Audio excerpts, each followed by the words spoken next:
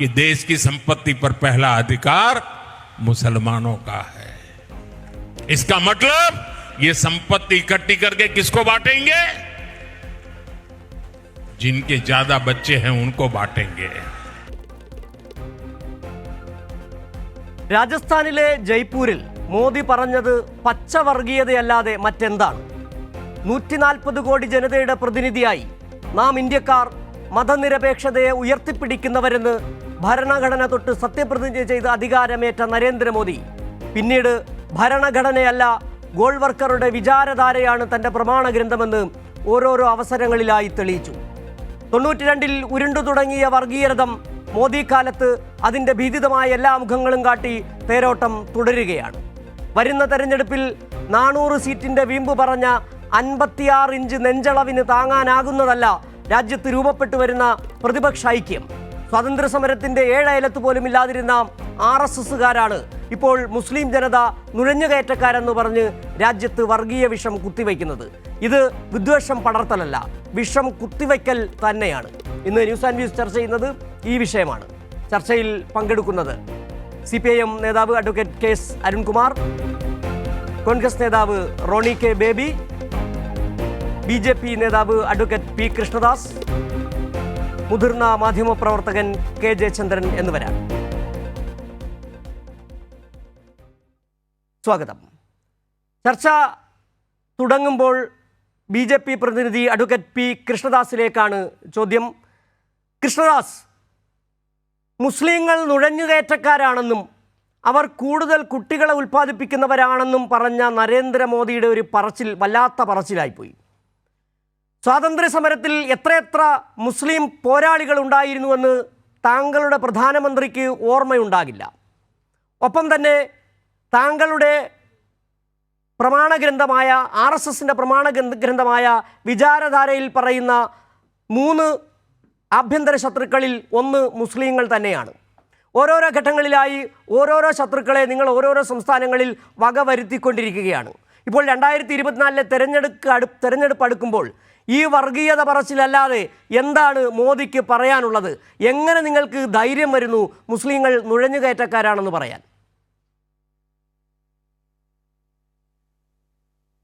നമ്മുടെ രാജ്യത്ത് ഏറ്റവും കുറച്ച് ഏതെങ്കിലും തരത്തിലുള്ള പ്രശ്നങ്ങൾ ഉണ്ടായിട്ടുള്ള ഒരു കാലഘട്ടമാണ് കഴിഞ്ഞ 10 വർഷക്കാലം. ഏതാണ്ട് എല്ലാ സംസ്ഥാനങ്ങളും വളരെ സുഗമമായിട്ടുള്ള ആഭ്യന്തര സംവിധാനത്തിലൂടെ കടന്നുപോയ ഒരു കാലഘട്ടമാണ് കഴിഞ്ഞ 10 വർഷം. പ്രത്യേകിച്ച് കാശ്മീരും മറ്റ് പ്രദേശങ്ങളും അടക്കമുള്ള സ്ഥലങ്ങൾ. നമ്മുടെ രാജ്യത്ത് നിരന്തരമായി കോൺഗ്രസിന്റെ ഭരണകാലഘട്ടത്തെ കലാപങ്ങളും പ്രശ്നങ്ങളും നിരന്തരമായിട്ടുള്ള തർക്കങ്ങളും സാമുദായിക സംഘർഷങ്ങളും എല്ലാം നിലനിന്നിരുന്ന ഒരു കാലഘട്ടത്തിൽ നിന്ന് ഈ രാജ്യത്തെ ഏതാണ്ട് എല്ലാ സംസ്ഥാനങ്ങളും 1 or 2 വ്യത്യസ്തമായിട്ടുള്ള തർക്കങ്ങളോ ഏതെങ്കിലും തരത്തിലുള്ള വംശീയ പ്രശ്നങ്ങളോ ഒഴിച്ചാൽ മറ്റെല്ലാം സുഗമമായി സമാധാനപരമായി പോയൊരു കാലഘട്ടമാണ് കഴിഞ്ഞ 10 വർഷക്കാലം നമ്മുടെ രാജ്യത്ത്. നമ്മുടെ അയൽ രാജ്യങ്ങൾ പലതും പലതരത്തിലുള്ള അസ്വസ്ഥതകളും ഉയർന്നു വന്ന സമയത്തും ഏറ്റവും പ്രശ്നബാധിതമായ കാലഘട്ടത്തിലൂടെ ലോകം കടന്നുപോയ സമയത്തും നമ്മുടെ രാജ്യം ഒരു തർക്കവും പ്രശ്നവുമില്ലാതെ കടന്നുപോയ കാലഘട്ടവും കഴിഞ്ഞ 10 വർഷക്കാലമാണ്. പിന്നെ അങ്ങനോട് ചോദിച്ചൊരു പ്രധാനപ്പെട്ട കാര്യം അത് വിചാരധാരയുമായി ബന്ധപ്പെട്ടുകൊണ്ടാണ്. എന്തിന്റെ അടിസ്ഥാനത്തിലാണ് ആ ചർച്ച ഇപ്പൊ കൊണ്ടുവരുന്നത് എന്നുള്ളത് അരിയാഹാരം കഴിക്കുന്ന എല്ലാവർക്കും മനസ്സിലാകും. ഈ തെരഞ്ഞെടുപ്പിൽ ഇന്ന് ബഹുമാനപ്പെട്ട കേരളത്തിലെ മുഖ്യമന്ത്രി ഉയർത്തിയിട്ടുള്ള വിഷയവും ഏതാണ്ട് സമാനമായിട്ടുള്ള വിഷയമാണ്. അദ്ദേഹം ഗോൾവൽക്കറെ കുറിച്ച് പറയുന്നു, അദ്ദേഹം ഗുരുജിയെ കുറിച്ച് പറയുന്നു, വിചാരധാരയെ കുറിച്ച് പറയുന്നു, രാജ്യത്തെ മനുസ്മൃതിയെ കുറിച്ച് പറയുന്നു. പുരാതന കാലഘട്ടങ്ങളിലും എല്ലാം നിലനിന്നിരുന്ന വ്യവസ്ഥിതികളെ കുറിച്ച് പറയുന്നു. എന്തിനാണിത് പറയുന്നത് എന്ന് മനസ്സിലാകാത്തവരല്ല കേരളം അടക്കമുള്ള സംസ്ഥാനങ്ങളിൽ. കൃഷ്ണദാസ്, താങ്കൾ പറഞ്ഞ ഈ വിചാരധാരയുടെയും മനുസ്മൃതിയുടെയും ഒക്കെ കാര്യങ്ങൾ എന്തിനാണ് പറയുന്നതെന്നുള്ള ചോദ്യം ചോദിക്കേണ്ടത് പിണറായി വിജയനോടല്ല, നരേന്ദ്രമോദിയോടാണ്. താങ്കൾ നേരത്തെ ഈ 10 വർഷക്കാലത്തെ പ്രശ്നരഹിതമായ ഒരു കാലഘട്ടമെന്ന് താങ്കൾ പറഞ്ഞു. അതിൽ കാശ്മീരിനെ താങ്കൾ എടുത്ത് പറയുകയും മണിപ്പൂരിനെ പറയാതിരിക്കുകയും ചെയ്തു. അവിടെ ആളുകൾക്ക് മനസ്സിലാകുന്നുണ്ട് എന്താണ് താങ്കൾ അത് പറയാതിരുന്നതെന്നും താങ്കൾ ബോധപൂർവ്വം അത് പറയാതിരുന്നതെന്നും മനസ്സിലാക്കുകയും ചെയ്യുന്നുണ്ട്. ഇവിടെ ഇപ്പോൾ എനിക്ക് തോന്നുന്നു ഇന്നത്തെ ഈ നരേന്ദ്രമോദിയുടെ പ്രസ്താവന കേവലം ഒരു രാഷ്ട്രീയ തിരഞ്ഞെടുപ്പ് അടുക്കുമ്പോൾ ഉണ്ടാകുന്ന ഒരു കേവല രാഷ്ട്രീയ പ്രസ്താവനയായിട്ട് മാത്രമല്ല കാണാൻ കഴിയുന്നത്.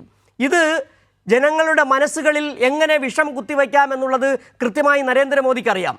നിങ്ങൾ നേരത്തെ പറഞ്ഞു പുരാതന കാലത്തെക്കുറിച്ച് മനുസ്മൃതിയെക്കുറിച്ചൊക്കെ പറയുന്നത് ആരാണെന്നുള്ള ചോദ്യം. ഇവിടെ നിങ്ങൾ ദക്ഷിണേന്ത്യയിൽ തെരഞ്ഞെടുപ്പിന് വന്നപ്പോൾ നിങ്ങളുടെ പ്രധാനമന്ത്രിക്ക് പറയാനുണ്ടായിരുന്നത് അന്ന് കോൺഗ്രസ്സുകാർ കൊടുത്ത കച്ചിത്തീവിനെ കുറിച്ചായിരുന്നു.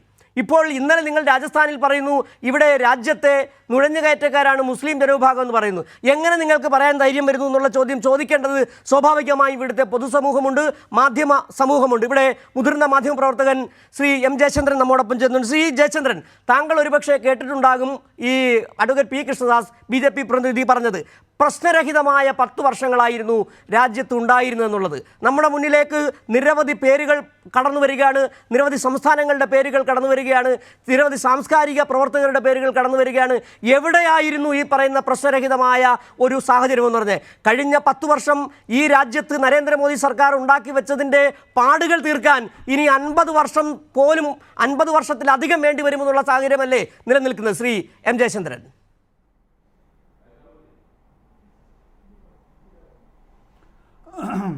അതിൽ സിജു പിന്നെ പ്രധാനപ്പെട്ട ഒരു കാര്യത്തിൽ പ്രത്യേകിച്ച് ഇന്നലെ രാജസ്ഥാനിൽ പിന്നെ പ്രധാനമന്ത്രി നരേന്ദ്രമോദി പറഞ്ഞ ആ വിഷയത്തിൽ തീർച്ചയായും ഞാൻ ഒരു നന്ദി പറയും. അത് എന്താണെന്നറിയാമോ?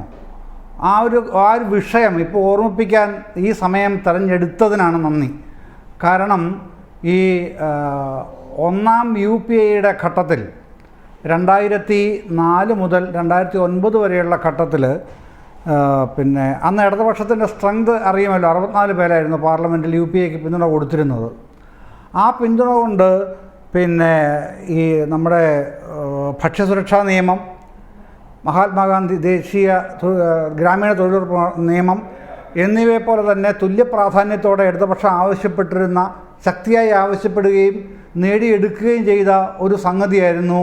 അതിനെ തുടർന്നായിരുന്നു 2005 മാർച്ചിൽ പിന്നെ അന്നത്തെ യൂണിയൻ ഗവൺമെൻറ് നിയോഗിച്ച പിന്നെ സച്ചാർ കമ്മിറ്റി എന്ന കമ്മിറ്റി, പ്രൊഫസർ രജീന്ദർ സച്ചാറിനെ അധ്യക്ഷനായിട്ടൊരു കമ്മിറ്റി വെച്ചു. അന്നത്തെ കേന്ദ്ര ഗവൺമെൻറ് എന്തായിരുന്നു അറിയാമോ വെച്ചിരുന്നത്?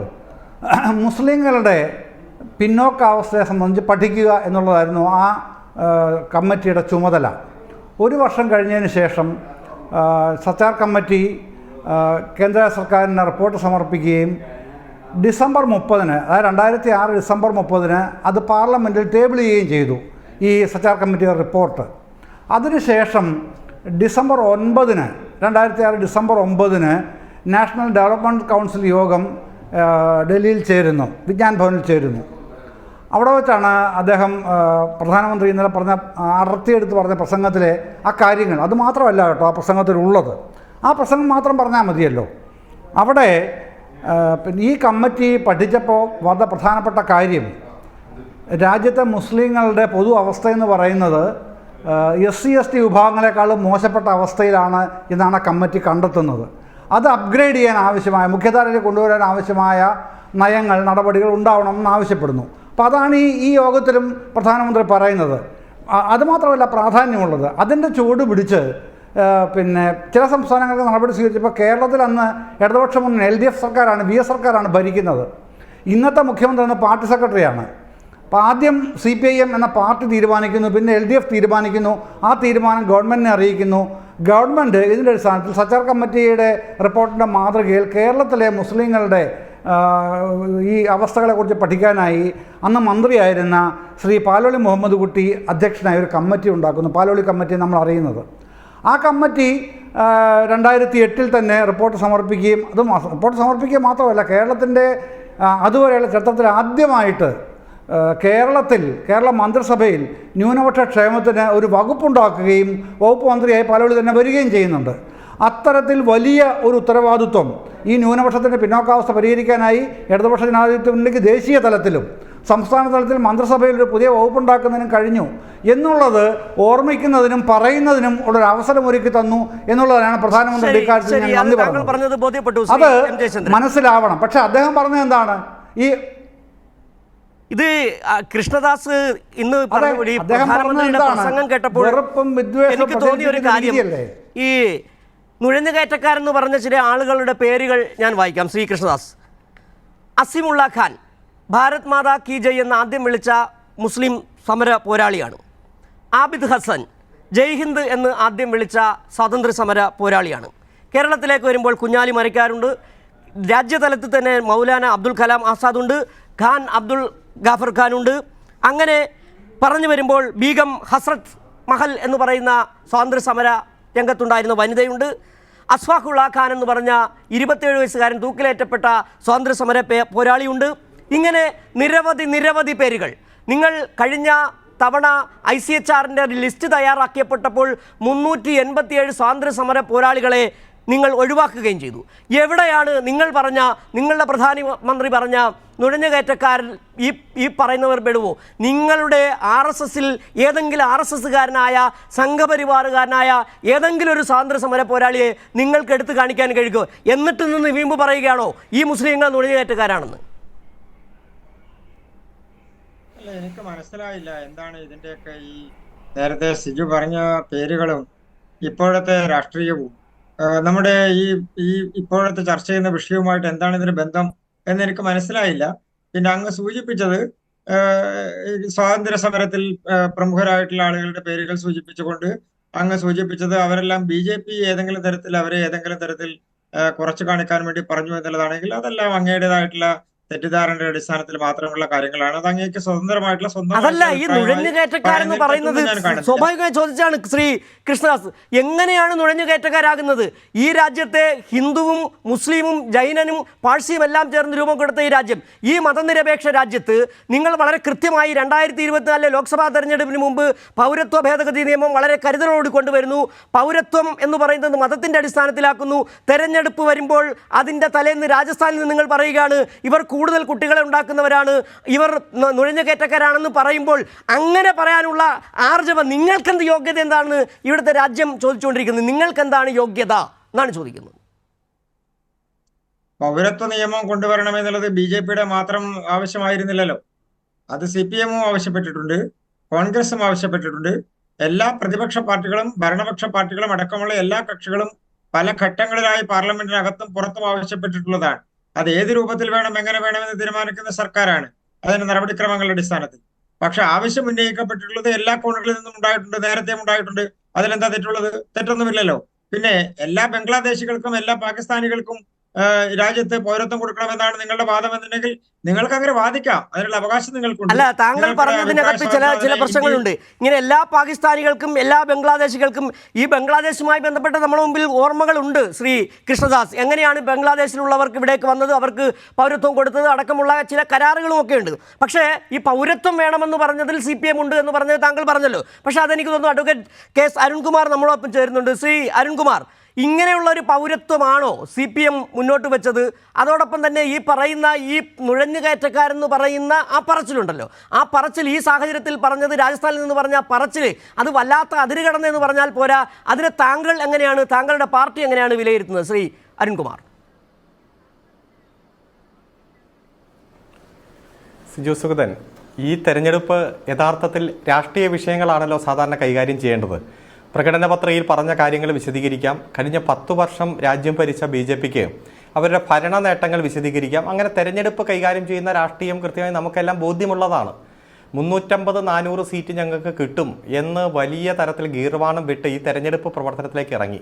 102 മണ്ഡലങ്ങളിലെ തെരഞ്ഞെടുപ്പ് കഴിഞ്ഞു. 2-3 ദിവസം കഴിയുമ്പോൾ 88 മണ്ഡലങ്ങൾ കൂടി തെരഞ്ഞെടുപ്പ്. അപ്പോൾ അത് 1/3 തെരഞ്ഞെടുപ്പ് പൂർത്തീകരിക്കുകയാണ്. ഈ ഘട്ടത്തിൽ BJP തന്നെ നടത്തിയ ആഭ്യന്തര സർവേയിൽ അവർക്ക് വ്യക്തമായി കഴിഞ്ഞ തവണ കിട്ടിയ 303 സീറ്റിൽ 166 സീറ്റുകളിൽ ദയനീയമായ തിരിച്ചടി നേരിടും എന്ന് BJPക്ക് തന്നെ ബോധ്യമായി. മറ്റാരും പറയുന്നതല്ലല്ലോ, BJPയുടെ ആഭ്യന്തര സർവേ ടീം അവർ തന്നെ വച്ച എക്സ്പെർട്ട് ടീമിനെ കൊണ്ട് പഠനം നടത്തിയപ്പോഴാണ് 166 മണ്ഡലങ്ങളിൽ തിരിച്ചടി കിട്ടുമെന്ന് പറയുന്നത്. മറ്റൊരു മണ്ഡലം പിടിച്ചെടുക്കുന്ന മണ്ഡലങ്ങൾ പറയുന്നത്, അതായത് BJP ചരിത്രത്തിലെ ഏറ്റവും വലിയ തിരിച്ചടി നേരിടാൻ പോവുകയാണെന്നുള്ള ബോധ്യം വന്നു. ആ ബോധ്യം വന്നപ്പോൾ യഥാർത്ഥത്തിൽ തെരഞ്ഞെടുപ്പ് കൈകാര്യം ചെയ്യുന്ന രാഷ്ട്രീയ വിഷയങ്ങളെ അപ്രധാനമാക്കി വർഗീയ ചിന്തയോടെ എങ്ങനെയെങ്കിലും ഒരു ധ്രുവീകരണം ഉണ്ടാക്കാൻ കഴിയുമോ എന്ന ചോദ്യമാണ് അവർ കൈകാര്യം ചെയ്യുന്നത്. കാരണം അവർ വിചാരിച്ചത് ജനുവരി മാസം 22-ാം തീയതി പ്രാണപ്രതിഷ്ഠ നടത്തി ആ പ്രധാനമന്ത്രി തന്നെ മുഖ്യ പൂജാരിയായി മാറി ഈ രാജ്യത്തിൻ്റെ മുഴുവൻ സംസ്ഥാനങ്ങളിൽ നിന്നും വലിയ ഓഫർ കൊടുത്ത ആളുകളെ അയോധ്യയിലേക്ക് ഒഴുക്കിച്ച് ഈ തെരഞ്ഞെടുപ്പ് കഴിയുന്നത് വരെ അയോധ്യ തന്നെയായിരിക്കും, രാമക്ഷേത്രം തന്നെയായിരിക്കും ഈ തെരഞ്ഞെടുപ്പിൻ്റെ ചർച്ചാ വിഷയമാ എന്നതാണ് അവർ വിചാരിച്ചത്. അങ്ങനെയാണ് അജണ്ട സെറ്റ് ചെയ്തത്. 2019 നമുക്ക് അനുഭവമുണ്ട്. വിലക്കയറ്റം, തൊഴിലില്ലായ്മ, നോട്ട് നിരോധനം, GST അടക്കം തെരഞ്ഞെടുപ്പ് കൈകാര്യം ചെയ്ത മുഴുവൻ വിഷയങ്ങളെയും 2019 ഫെബ്രുവരി മാസം 14-ാം തീയതി നടന്ന പുൽവാമ ഭീകരാക്രമണത്തിന്റെ പശ്ചാത്തലത്തിൽ 45 സൈനികർ കൊല്ലപ്പെട്ടപ്പോൾ എല്ലാ ചർച്ചയും ദേശീയത എന്ന ഒറ്റ വിഷയത്തിലേക്ക് കേന്ദ്രീകരിപ്പിക്കാൻ അന്ന് NDAക്ക് കഴിഞ്ഞു. അതേ സമാനമായ സാഹചര്യം രാമക്ഷേത്രത്തിന്റെ ശിലാസ്ഥാപനം കൃത്യമായിട്ട് പ്രാണപ്രതിഷ്ഠയിലേക്ക് മാത്രം ഈ ചർച്ചകൾ ഈ തെരഞ്ഞെടുപ്പ് കാലത്ത് കൊണ്ടുപോകാൻ അവരുദ്ദേശിച്ചു. അതിനുവേണ്ടി പൗരത്വ ഭേദഗതി നിയമം ചട്ടം കൊണ്ടുവന്നു 4.5 വർഷങ്ങൾക്ക് ശേഷം. പിന്നെ അനുബന്ധമായിട്ടുള്ള മറ്റു കാര്യങ്ങളെല്ലാം പുട്ടിന് പീരയിടുന്നത് പോലെ ഇങ്ങനെ കൊണ്ടുവരാം, എല്ലാ ചർച്ചകളും അത്തരത്തിൽ നിലനിർത്താം എന്നതാണ് അവർ വിചാരിച്ചത്. പക്ഷേ ഈ തെരഞ്ഞെടുപ്പ് ഗൗരവമായി ഈ രാജ്യത്തെ നീറുന്ന പ്രശ്നങ്ങൾ ചർച്ച ചെയ്യുകയാണ്. വിദ്യാർത്ഥികൾക്ക് കൊടുത്ത വാഗ്ദാനം ഒന്നും പാലിച്ചില്ല, തൊഴിലാളികൾക്ക് കൊടുത്ത വാഗ്ദാനം ഒന്നും പാലിച്ചില്ല, അതുപോലെ തന്നെ കർഷകരെ അവരെ ശവപ്പറമ്പാക്കി മാറ്റി, ഓരോ 8 മിനിറ്റിലും ഒരു കർഷകൻ ആത്മഹത്യ ചെയ്യുന്ന രാജ്യമാക്കി മാറ്റി, പൊതുമേഖലാ സ്ഥാപനങ്ങൾ മുഴുവൻ തകർത്ത് തരിപ്പണമാക്കി, പെട്രോളിൻ്റെ ഡീസലിൻ്റെ വില, വിദേശത്തു നിന്ന് കള്ളപ്പണം കൊണ്ടുവരും, അത് ജനങ്ങൾക്ക് കൊടുക്കുമെന്നൊക്കെ പറഞ്ഞു, ഒരൊറ്റ വാഗ്ദാനം പോലും പാലിച്ചില്ല. അപ്പോൾ ഈ തെരഞ്ഞെടുപ്പിൽ എങ്ങനെയെങ്കിലും കൈകാര്യം ചെയ്യണമെങ്കിൽ മതസാഹോദര്യത്തിൽ അധിഷ്ഠിതമായ ഇന്ത്യയുടെ സാംസ്കാരിക പൈതൃകത്തെ മതവൈര്യത്തിൻ്റെ കലാപത്തിയിലേക്ക് ചുട്ടരിച്ച് എങ്ങനെയെങ്കിലും ഒരു ഹിന്ദുത്വ അജണ്ട ആളിക്കത്തിപ്പിക്കണം. അതിനുവേണ്ടി കൂടുതൽ മക്കളുള്ളവർ, അതുപോലെ നുഴഞ്ഞു കയറ്റക്കാർ എന്നെല്ലാം ഒരു പ്രത്യേക സമുദായത്തെ വിളിച്ച്, മതവിഭാഗത്തെ വിളിച്ച് അവർക്ക് വേണ്ടി സ്വത്ത് വീതം വെച്ച് കൊടുക്കുന്നു എന്ന് പറഞ്ഞ് പച്ചയായ കള്ളം പറയുന്നു.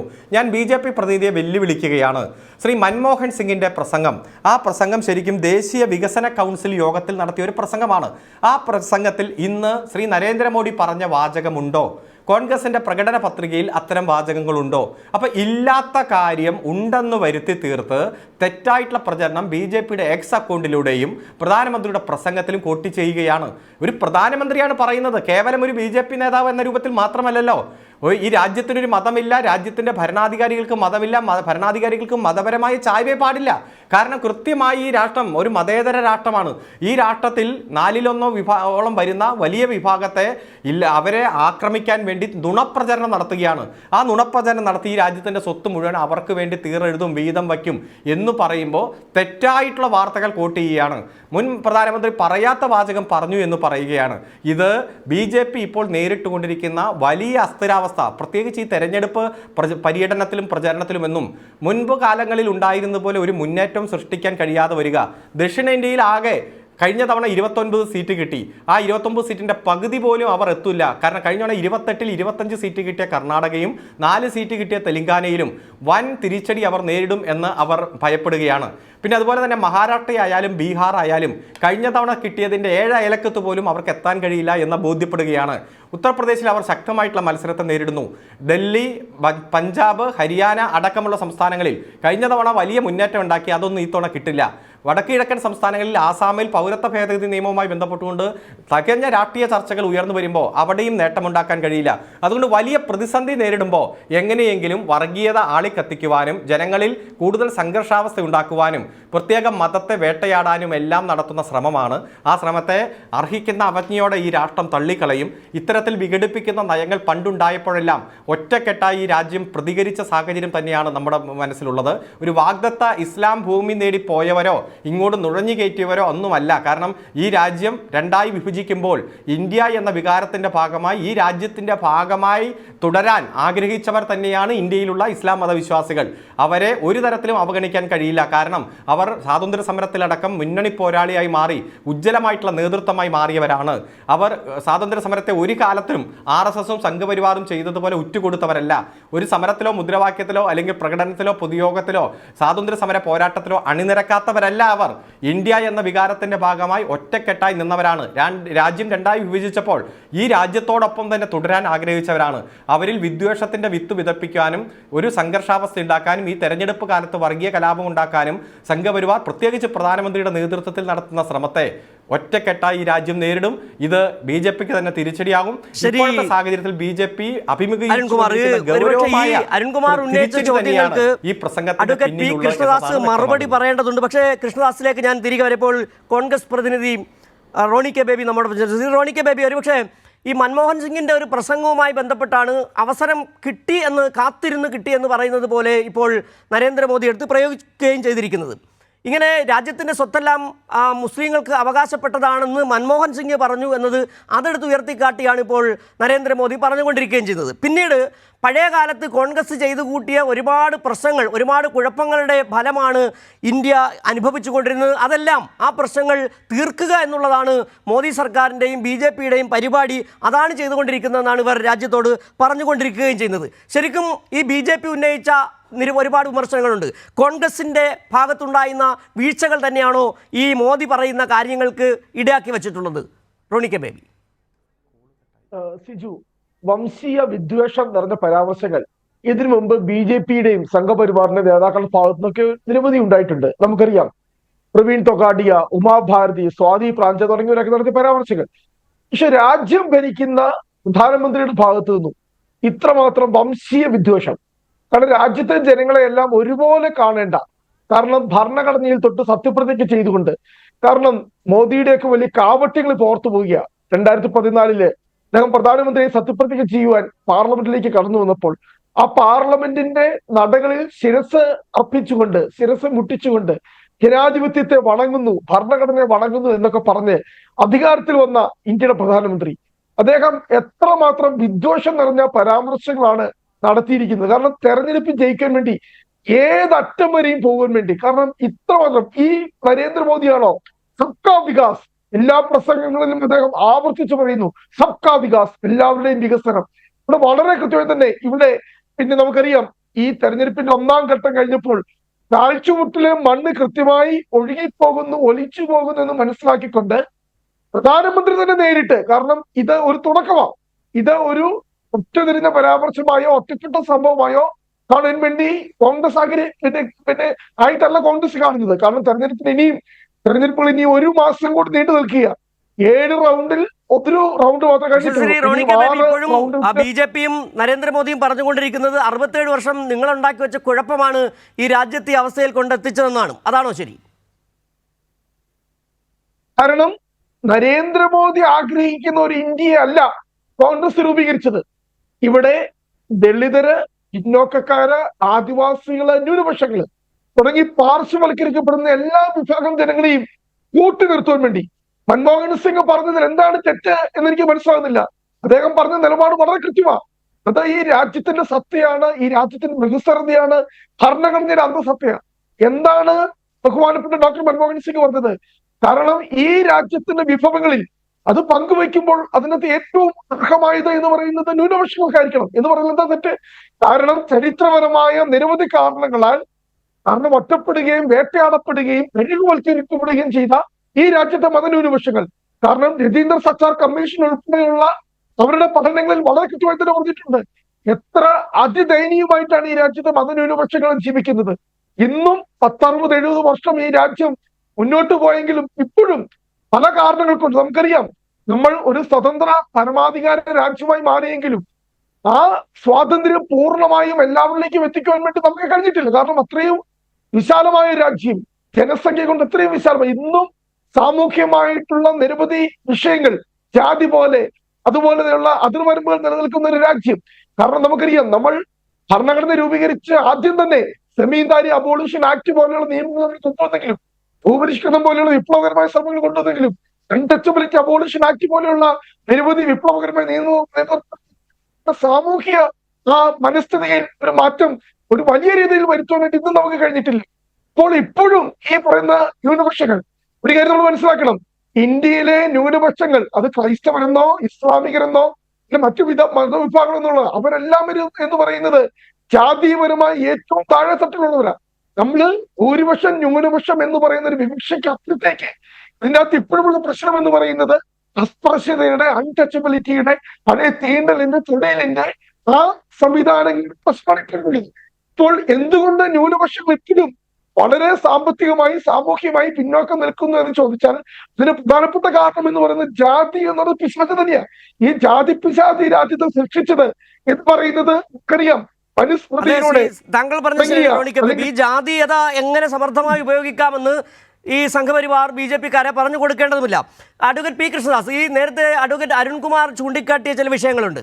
നിങ്ങൾക്ക് ഈ രാജ്യത്തെ 2024 തെരഞ്ഞെടുപ്പിനെ നേരിടാൻ വരുമ്പോൾ നിങ്ങൾ എന്ത് വികസനമാണ് നടത്തിയത്?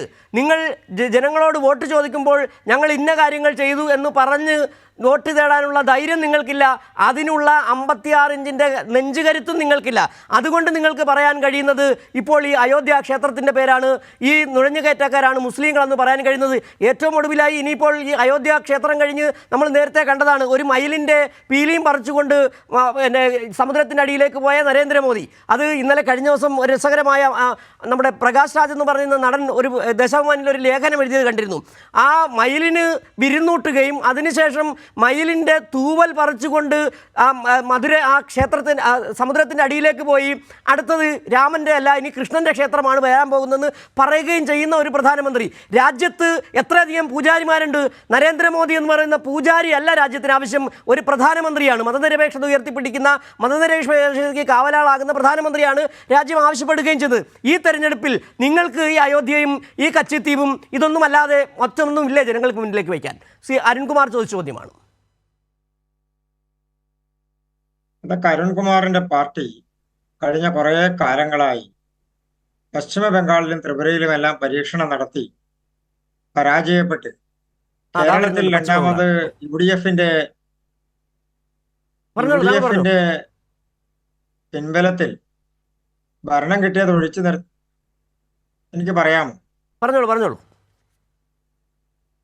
രണ്ടാമത് ഭരണം കിട്ടിയത് ഒഴിച്ചു നിർത്തിക്കഴിഞ്ഞാൽ മറ്റൊരു രാഷ്ട്രീയവും പറയാനില്ലാതെ കഴിഞ്ഞ ഒരാഴ്ചക്കാലമായി കേരളത്തിന്റെ മുഖ്യമന്ത്രി എന്താ പറഞ്ഞുകൊണ്ടിരിക്കുന്നത്? ഒന്ന് കോൺഗ്രസിനെതിരായി പറഞ്ഞുകൊണ്ടിരിക്കുന്നു എന്നുള്ളത് അവിടെ നിൽക്കട്ടെ. പ്രധാനമന്ത്രി പറയാത്ത കാര്യങ്ങൾ, അതുപോലെ തന്നെ രാജ്യത്ത് നിലവിൽ മനുസ്മൃതിയെ കുറിച്ച് ചർച്ച കൊണ്ടുവരാൻ വേണ്ടി ശ്രമിക്കുന്നു. ഇതൊക്കെ ഞാൻ നേരത്തെ തുടക്കത്തിൽ സൂചിപ്പിച്ചു. ഇതെല്ലാം ഒരു വിഭാഗം ആളുകളുടെ വോട്ടിൽ കണ്ണുവെച്ചുകൊണ്ട് കേരളത്തിൽ നടത്തുന്ന പ്രചരണങ്ങൾ മാത്രമാണ്. അത് പ്രകാശ് രാജിന്റെ ഭാഗത്ത് നിന്നായാലും CPM-ന്റെ ഭാഗത്ത് നിന്നായാലും മുഖ്യമന്ത്രിയുടെ ഭാഗത്ത് നിന്നായാലും എല്ലാം ഉണ്ടാകും. അതിന്റെ തുടർച്ചയാണല്ലോ ഇടതുപക്ഷത്തിന്റെ പ്രതിനിധി ഈ കാര്യത്തെക്കുറിച്ച് സൂചിപ്പിക്കുന്നത്. കോൺഗ്രസ്സുകാരെ സംബന്ധിച്ച് അവർക്കൊരു വേവലാതി ഉണ്ട്. ഇവിടുന്ന് സീറ്റ് കിട്ടിയില്ലെങ്കിൽ മറ്റൊരു സ്ഥലത്തൊന്നും രാഹുൽ ഗാന്ധി അടക്കമുള്ള ആളുകൾക്ക് ജയിക്കാനുള്ള സാധ്യതയില്ല. അപ്പൊ അവരെ സംബന്ധിച്ച് അവരുടെ ഒരു വേവലാതിയുടെ പ്രശ്നമുണ്ട്, ഒരു ചങ്കിടിപ്പിന്റെ പ്രശ്നമുണ്ട്.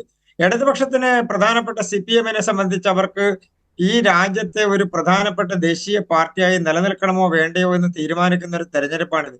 അവിടെ ആ നടക്കുന്ന തെരഞ്ഞെടുപ്പിൽ ഒരു അഡ്ജസ്റ്റ്മെന്റിൽ പരമാവധി വോട്ടുകൾ നേടി അത് പരസ്പരം ഒന്ന് സെറ്റിൽ ചെയ്ത് നീ എന്നെ ജയിപ്പിച്ചാൽ നിന്നെ ജയിപ്പിക്കാമെന്ന് പറഞ്ഞ് അങ്ങനെ ഒരു സെറ്റിൽമെന്റ് ധാരണയൊക്കെ ഉണ്ടാക്കി കുറച്ച് സീറ്റുകൾ ജയിച്ച് സ്ഥാനം അവരുടെ പാർട്ടി സ്ഥാനം നിലനിർത്തുക, അതായത് ദേശീയ പദവി നിലനിർത്തുന്നതിൽ ശ്രമിക്കുന്നതിൽ തെറ്റൊന്നുമില്ല. അതിന് തെറ്റ് കാണേണ്ട ആവശ്യവും ഒരു പൊളിറ്റിക്കൽ പാർട്ടിയുടെ ആളുകൾ എന്നുള്ള നിലക്ക് അവരങ്ങനെ തെറ്റ് കാണേണ്ട ആവശ്യമില്ല. പക്ഷെ അതിനുവേണ്ടി BJP-യുടെ മേത്തേക്ക് കയറാം എന്ന് വിചാരിച്ചാൽ അത് എങ്ങനെയാ അല്ല, താങ്കൾ ചോദിച്ച ചോദ്യത്തിന് കൃത്യമായി അരുൺകുമാർ മറുപടി പറയേണ്ടത്. അങ്ങനെ ഒരു മേക്കിട്ട് കയറ്റം ഈ മുഖ്യമന്ത്രി അതോടൊപ്പം തന്നെ ഇടതുപക്ഷ നേതാക്കളും നടത്തുന്നുണ്ടോ ശ്രീ അരുൺകുമാർ? മാത്രമല്ല ഇതൊരു പ്രത്യേക വിഭാഗത്തിന്റെ വോട്ട് നേടാൻ വേണ്ടിയിട്ടുള്ള പരിപാടിയാണോ ഇപ്പോൾ നടത്തിക്കൊണ്ടിരിക്കുന്നത്? മുഖ്യമന്ത്രി നടത്തിയിട്ടുള്ള എല്ലാ പ്രസ്താവനകളും മനുസ്മൃതി കേന്ദ്രീകരിച്ചുകൊണ്ടാണ്. എല്ലാ പ്രസ്താവനകളും പഴയ കാലഘട്ടത്തിലെ താങ്കൾ അത് പറഞ്ഞു കഴിഞ്ഞതാണ്. മുഖ്യമന്ത്രി ആദ്യം തന്നെ താങ്കൾ അത് പറഞ്ഞു, മുഖ്യമന്ത്രി മനുസ്മൃതി പറഞ്ഞുകൊണ്ടിരിക്കുന്നു എന്നുള്ളത്. അത് തന്നെയാണോ അരുൺകുമാർ? മുഖ്യമന്ത്രി പറഞ്ഞ മനുസ്മൃതിയും ഒരു പ്രത്യേക വിഭാഗത്തിന്റെ വോട്ട് തേടാനുമാണോ? അങ്ങനെയുള്ള ചെറിയ ഒരു വിഷയത്തിലേക്കാണോ ഈ ചർച്ച പോകേണ്ടത്? രാജ്യം അഭിമുഖീകരിക്കുന്ന വലിയൊരു പ്രശ്നം, അതിനെ ഈ നരേന്ദ്രമോദി എന്ന് പറയുന്ന പ്രധാനമന്ത്രി എങ്ങനെ കണക്കിലെടുക്കുന്നു? രാജ്യത്തെ മനസ്സുകളിൽ വിഷം കുത്തിവെക്കുന്നതിന്റെ ആ ഗൗരവം ബോധ്യപ്പെടുത്തിക്കൊണ്ടിരിക്കുമ്പോൾ അതിനൊരു പ്രത്യേക വിഭാഗത്തിന്റെ വോട്ട് തേടലായി പറയുന്നതിന് എങ്ങനെ വ്യാഖ്യാനിക്കാൻ കഴിയും ശ്രീ അരുൺകുമാർ? ഞാൻ പറഞ്ഞത് അത് തന്നെയാണ്, വിഷം കുത്തി വെക്കരുതെന്നാണ് ഞാൻ പറഞ്ഞത്. സിജു, ഏതായാലും ഈ രാജ്യം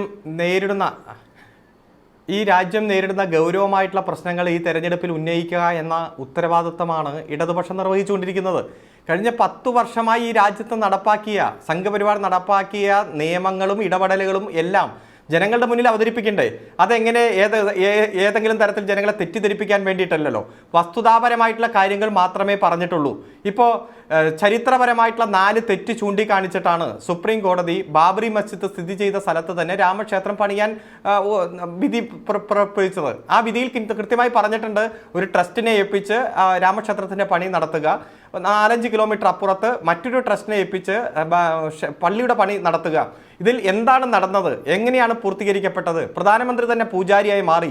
ഈ രാഷ്ട്രത്തിന് മതമുണ്ടോ? ഭരണാധികാരികൾക്ക് മതമുണ്ടോ? ഭരണാധികാരികൾക്ക് മതപരമായി ചായ്വ് പാടുണ്ടോ? ഭരണഘടന എന്താണ് പറഞ്ഞിരിക്കുന്നത്? അവ കൃത്യമായി സൂചിപ്പിക്കുന്നു. കാശ്മീരിനെ കീറി മുറിച്ചു. കാശ്മീർ ഇന്ത്യൻ യൂണിയന്റെ ഭാഗമായി മാറുമ്പോൾ എന്തൊക്കെയാണ് ഭരണഘടനയിൽ ഉൾപ്പെടുത്തിയത്?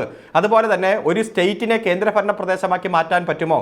അതിനുവേണ്ടി അവർ സ്വീകരിച്ച വളഞ്ഞ വഴി എന്തൊക്കെ? സുപ്രീം കോടതി തന്നെ പറഞ്ഞു, അതിനുവേണ്ടി കേന്ദ്ര ഗവൺമെന്റ് സ്വീകരിച്ചതെല്ലാം വളഞ്ഞ വഴി തന്നെയാണ്. പക്ഷെ ഒരു നയപരമായ കാര്യം എന്നതിനാൽ ഞങ്ങൾ ഇടപെടുന്നില്ല എന്ന് പറഞ്ഞു. മുത്തലാഖ് പരിഷ്കരണ നിയമം, ഒരു മതത്തിന്റെ മാത്രം വിവാഹമോചനം എങ്ങനെ ഒരു ക്രിമിനൽ കുറ്റമായി മാറും, ജാമ്യമില്ലാ വകുപ്പായി മാറും? മറ്റെല്ലാ മതങ്ങളുടെയും വൈവാഹിക പ്രശ്നങ്ങളെല്ലാം ഒരു സിവിൽ നിയമമായിട്ട് മാറുന്നു.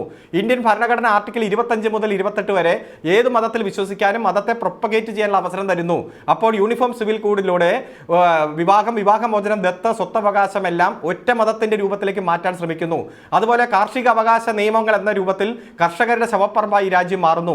വർഷങ്ങളുടെ ത്യാഗോജലമായ സമരത്തിലൂടെ നാം നേടിയ തൊഴിൽ നിയമങ്ങൾ ലേബർ കോഡുകളാക്കി മാറ്റുന്നു. ഒരേ രാജ്യം ഒരേ തെരഞ്ഞെടുപ്പ്, ജനാധിപത്യത്തിന് പണച്ചെലവാണ്, തെരഞ്ഞെടുപ്പ് വേണ്ട എന്ന രൂപത്തിലേക്ക് മാറുന്നു. ഈ രാജ്യത്ത് NDA കൊണ്ടുവന്ന, സംഘപരിവാർ കൊണ്ടുവന്ന ഈ രാജ്യത്തിന്റെ ഗതകാല നേട്ടങ്ങൾ തകർക്കുന്ന, ജനാധിപത്യത്തെ തകർക്കുന്ന കാര്യങ്ങൾ ഇടതുപക്ഷം ഉന്നയിച്ചാൽ അത് ഏതെങ്കിലും വിദ്വേഷം ജനിപ്പിക്കുന്ന കാര്യമാണോ? ഇന്ത്യയുടെ പാർലമെന്റിന്റെ ചരിത്രത്തിൽ ഏറ്റവും കുറച്ച് നാളുകൾ സമ്മേളിച്ച വർഷം 2023. പ്രധാനമന്ത്രിയെ ഏറ്റവും കുറച്ച് നാളുകൾ പങ്കെടുത്ത വർഷം 2023. ഏറ്റവും കുറച്ച് ബില്ലുകൾ അവതരിപ്പിച്ച് 2023. ചില ബില്ലുകൾ പാസ്സാക്കിയത് 137 MP-മാരെ സസ്പെൻഡ് ചെയ്തിട്ടാണ്. ഇന്ത്യയുടെ പ്രസിഡന്റിനെ പോലും നിങ്ങൾ പാർലമെന്റിന്റെ പുതിയ മന്ദിരത്തിന്റെ ഉദ്ഘാടനത്തിൽ പങ്കെടുപ്പിക്കുന്നില്ല. അത്തരത്തിലുള്ള രാഷ്ട്രീയ കാര്യങ്ങൾ ഈ തെരഞ്ഞെടുപ്പിൽ ഉന്നയിച്ചാൽ അത് എങ്ങനെയാണ് വിദ്വേഷം ജനിപ്പിക്കുന്ന തരത്തിലാകുക? മനുസ്മൃതി കോട്ട് ചെയ്യേണ്ട സമയത്ത് മനുസ്മൃതി കോട്ട് ചെയ്യും. മനുസ്മൃതി പറയുന്ന കാര്യങ്ങൾ അതേ രൂപത്തിൽ ഇന്ത്യയുടെ ഭരണഘടനയാക്കി കൊണ്ടുവന്ന് നടപ്പാക്കാൻ നിങ്ങൾ ശ്രമിക്കുമ്പോൾ അതിശക്തമായിട്ട് ഞങ്ങൾ എതിർക്കും. സ്ത്രീ സംവരണ ബില്ല് ഭാവിയിൽ എന്തെങ്കിലും സെൻസസ് നടന്നാൽ, മണ്ഡല പുനർനിർണയം നടന്നാൽ കൊണ്ടുവരും എന്ന് പറഞ്ഞ് ജനങ്ങളെ കണ്ണിൽ പൊടിയിടുന്നു, സ്ത്രീകളുടെ കണ്ണിൽ പൊടിയിടുന്നു. ഞങ്ങൾ ശക്തമായി ഈ രാഷ്ട്രീയം ഉന്നയിക്കും. അങ്ങനെ ഉന്നയിക്കുമ്പോൾ ഈ രാജ്യത്ത് ഇതുവരെ ആരും പറയാത്ത കാര്യം പറഞ്ഞു എന്ന് പറഞ്ഞ് രാജ്യത്തിന്റെ സമ്പത്തിന്റെ ആദ്യ അവകാശി മുസ്ലിങ്ങളാണ് എന്ന് മൻമോഹൻ സിംഗ് പ്രസംഗത്തിൽ ഒരിടത്തും പറഞ്ഞിട്ടില്ല. ഞങ്ങൾക്കിപ്പോൾ കോൺഗ്രസിനെ ഇവിടെ ശരിവെക്കേണ്ട കാര്യമൊന്നുമില്ല, പക്ഷേ ചെയ്യാത്ത കാര്യം ചെയ്തു എന്ന് പറയുന്നു. ഇവിടെ കൃത്യമായി ദേശീയ വികസന യോഗത്തിൽ അന്നത്തെ പ്രധാനമന്ത്രി പറഞ്ഞത് ന്യൂനപക്ഷത്തിന്, പ്രത്യേകിച്ച് മുസ്ലിം ന്യൂനപക്ഷത്തിന് വികസനത്തിന്റെ ഫലം തുല്യമായി വിതരണം ചെയ്യത്തക്ക വിധമുള്ള പുതിയ പദ്ധതികൾ കൊണ്ടുവരണം. വികസനത്തിന്റെ ഫലം എല്ലാവർക്കും കിട്ടണം. ഈ സമൂഹത്തിലെ എല്ലാ പാർശ്വവൽക്കരിക്കപ്പെട്ട ജനങ്ങൾ, നമ്മളതിനാ സംവരണം കൊണ്ടുവന്ന് ഏറ്റവും പാർശ്വവൽക്കരിക്കപ്പെട്ടവരെ മുഖ്യധാരയിലേക്ക് കൊണ്ടുവരാനല്ലേ? പടിപടിയായി അവരെ സമൂഹത്തിൽ തുല്യതയിലേക്ക് കൊണ്ടുവരാനല്ലേ? അപ്പൊ ഇല്ലാത്ത കാര്യം ഉണ്ടെന്ന രൂപത്തിൽ ജനങ്ങളെ തെറ്റിദ്ധരിപ്പിക്കാൻ പ്രധാനമന്ത്രി തന്നെ ഒരു മതത്തെ നിശ്ചിതമായി വിമർശിക്കുന്നത് തെരഞ്ഞെടുപ്പ് അഴിമതിയാണ്. റെപ്രസെന്റേഷൻ ഓഫ് പീപ്പിൾ ആക്ടിലെ സെക്ഷൻ 123 ക്ലോസ് 3 പ്രകാരം ഗൗരവമായ കുറ്റകൃത്യമാണ് പ്രധാനമന്ത്രി ചെയ്തിരിക്കുന്നത്. ഇലക്ഷൻ കമ്മീഷൻ കേസ് രജിസ്റ്റർ ചെയ്ത് ശക്തമായി നടപടി സ്വീകരിക്കേണ്ടതാണ്. സീതാറാം യെച്ചൂരി അടക്കം പരാതി കൊടുത്തിട്ടുണ്ട്. കാരണം ഇലക്ഷൻ കമ്മീഷനെ വരെ അവർ ഇഷ്ടപ്പെട്ട ആളെ കൊണ്ടുവച്ചേക്കുക. ചീഫ് ജസ്റ്റിസിനെ വരെ ഒഴിവാക്കിക്കൊണ്ട് അവർ സുപ്രീം കോടതി വിധി അട്ടിമറിച്ചു. അതുകൊണ്ട് നിങ്ങൾ ഏതെങ്കിലും തരത്തിൽ ഇടതുപക്ഷത്തെ ആക്രമിച്ചോ, ഞങ്ങൾക്ക് കുഴപ്പമില്ല. കാരണം ജനങ്ങളുടെ ഹൃദയത്തിലാണ് ഞങ്ങളുടെ ഇടം. അതിശക്തമായി ഈ തെരഞ്ഞെടുപ്പ് കൈകാര്യം ചെയ്യുന്ന രാഷ്ട്രീയം ഞങ്ങൾ ജനങ്ങൾക്ക് മുന്നിൽ അവതരിപ്പിക്കും. തെറ്റായ പ്രവണത ഞങ്ങൾ ചൂണ്ടിക്കാണിക്കും. നിങ്ങളുടെ നയങ്ങളോട് എതിർക്കേണ്ടടുത്ത് എതിർക്കാതെ മൃദു സമീപനം സ്വീകരിക്കുന്ന കോൺഗ്രസിനെയും ഞങ്ങൾ ചൂണ്ടിക്കാണിക്കും. രാജ്യം വലിയ പ്രശ്നത്തിലേക്ക് പോകുമ്പോൾ കേരളത്തിൽ വന്ന സങ്കുചിത രാഷ്ട്രീയ നിലപാട് സ്വീകരിക്കുന്ന രാഹുൽ ഗാന്ധിയെയും ഞങ്ങൾ വിമർശിക്കും. ഞങ്ങൾ ജനങ്ങൾക്ക് മുന്നിൽ അത് ചൂണ്ടിക്കാണിക്കും. ഞങ്ങൾ അതിശക്തമായിട്ടുള്ള തെരഞ്ഞെടുപ്പ് പ്രവർത്തനമായി മുന്നോട്ട് പോകും. നിങ്ങൾ ആരോപണങ്ങൾക്ക് പുറകെ ഇന്ത്യയിലെ ഏറ്റവും പരമദയനീയമാണ് ഇന്ത്യയിലെ മുസ്ലിങ്ങളുടെ അവസ്ഥ. ദളിതുകളെക്കാൾ വളരെ അതിദരിദ്രമായ സാഹചര്യത്തിൽ ജീവിക്കുന്നു. അതിൻ്റെ അടിസ്ഥാനത്തിലാണ് സസാർ കമ്മിറ്റിയും കേരളത്തിൽ പാലളി മുഹമ്മദ് കമ്മിറ്റി അടക്കമുള്ള വരികയും ചെയ്തത്. അങ്ങനെ രാജ്യത്തിൻ്റെ അവസ്ഥ, മുസ്ലിങ്ങളുടെ അവസ്ഥ അങ്ങനെ ദയനീയമായി തുടരുന്ന സാഹചര്യത്തിലാണ് 80% വരുന്ന ഹിന്ദുക്കളുടെ വോട്ട് മാത്രം ലക്ഷ്യമിട്ട് അതിതീവ്ര വർഗീയത ഇളക്കി വിട്ടുകൊണ്ട് പ്രധാനമന്ത്രി രംഗത്ത് വരികയും ചെയ്യുന്നത്. ഇത് ഇപ്പോൾ നേരത്തെ സൂചിപ്പിച്ചതുപോലെ CPM അടക്കം സീതാറാം യെച്ചൂരി അടക്കം ഇലക്ഷൻ കമ്മീഷന് പരാതി നൽകുകയും ചെയ്തിട്ടുണ്ട്. ഇതൊരു പെരുമാറ്റച്ചട്ട ലംഘനത്തിൻ്റെ മാത്രം പ്രശ്നമല്ല. രാജ്യത്തിൻ്റെ ഏറ്റവും അരക്ഷിതരായ ആശങ്കയിലുള്ള ഒരു ജനസമൂഹത്തെ കൂടുതൽ ഒരു വിഭാഗത്തെ കൂടുതൽ അരക്ഷിതരാക്കിക്കൊണ്ട് വല്ലാത്തൊരു നേട്ടം കൊയ്യാൻ മോദി ശ്രമിക്കുമ്പോൾ ഏതൊക്കെ കോണുകളിൽ നിന്നാണ് ഇതിനെതിരെ പ്രതിഷേധം ഉയർന്നു വരേണ്ടത്? ശ്രീ M. ജയചന്ദ്രൻ.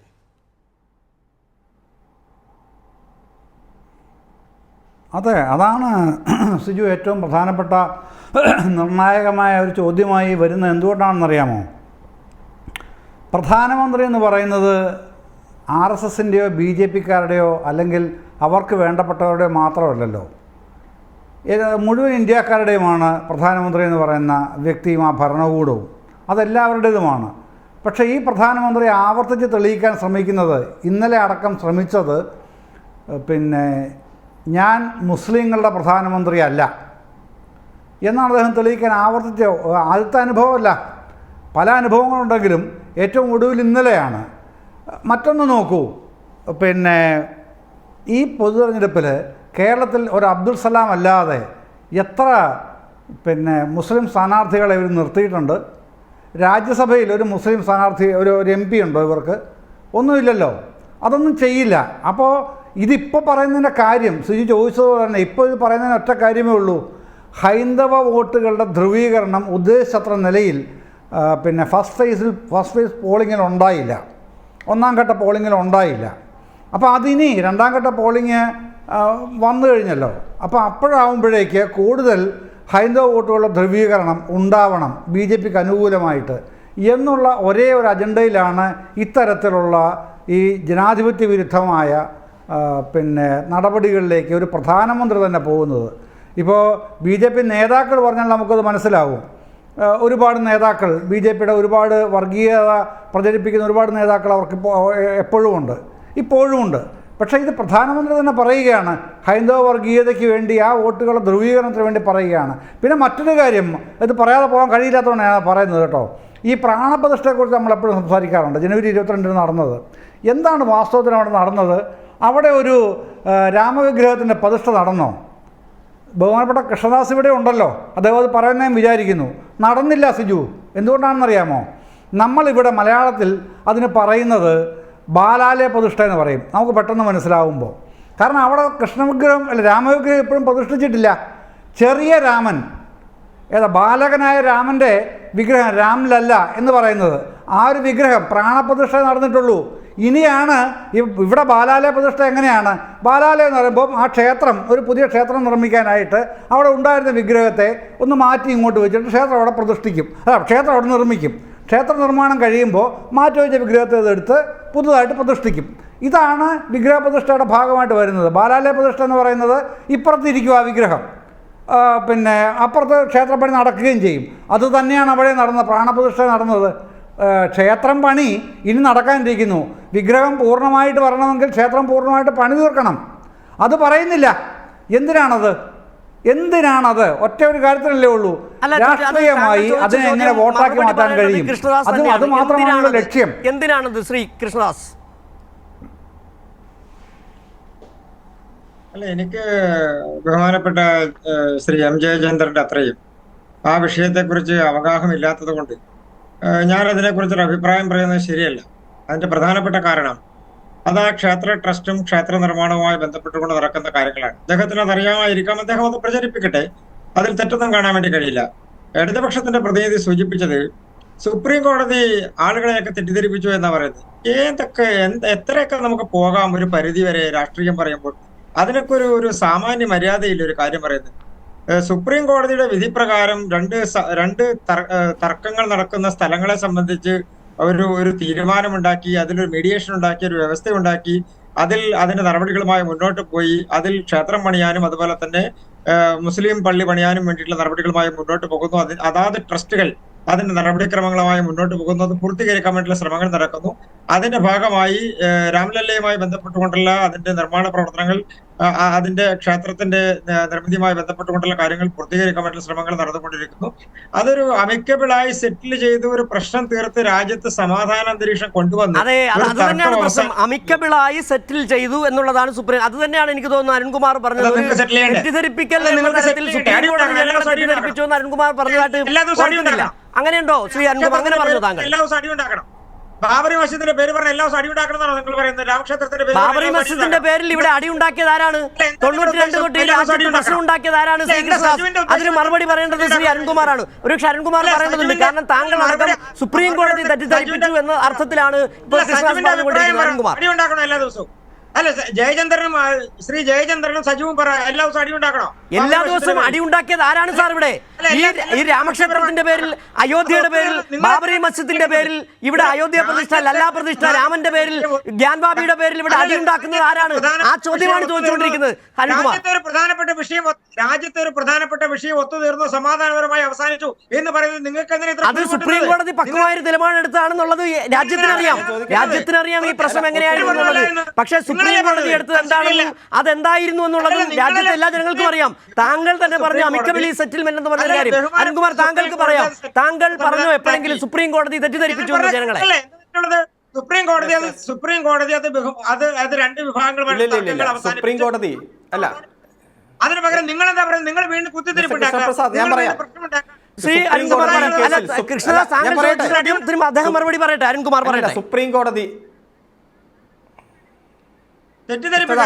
സുപ്രീം കോടതി ഈ കേസിൽ ശാശ്വതമായിട്ടുള്ള ഒരു പരിഹാരം കണ്ടെത്തി ഒരു വിധി പറഞ്ഞു. പക്ഷേ ആ വിധി പറയുമ്പോഴും ചരിത്രപരമായ 4 തെറ്റുകൾ ചൂണ്ടിക്കാണിച്ചിട്ടാണ് സുപ്രീം കോടതി വിധി പറഞ്ഞത്.